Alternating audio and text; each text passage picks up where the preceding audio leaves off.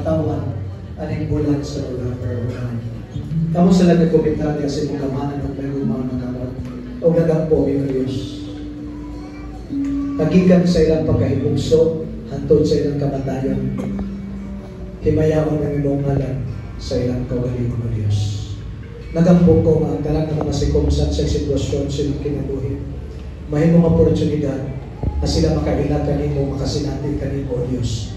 O ilahang may kinabuhi ang utang na makapahimuot kanimo. Panalipdi sila kanunay sa buhat sa lautan. O itugon nga ilang masinatin sa matang adlaw sa ilang bagong tuwid karon o Diyos. Ang imong pakikuban kanunay kanila. Lord, salamat sa ilang kinabuhi. Magadalaygon kanimo nga Diyos. Salamat kayo. Kinabagan po sa ngalan ni Yesu Cristo.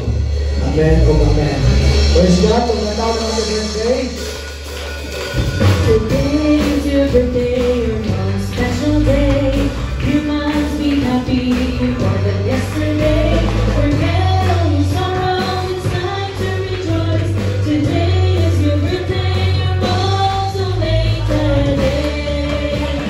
You can hear the voices of your dearest friends singing a happy song. Everyone is greeting you a happy birthday to you. Happy birthday to you. Happy birthday to you.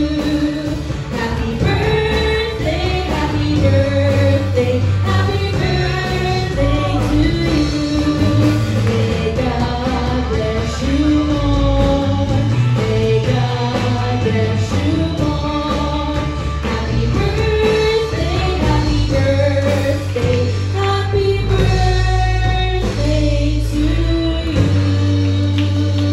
Okay, happy birthday ninyong tanan.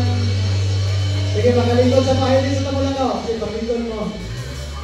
Okay, natin na yung pagin nga ang puhan.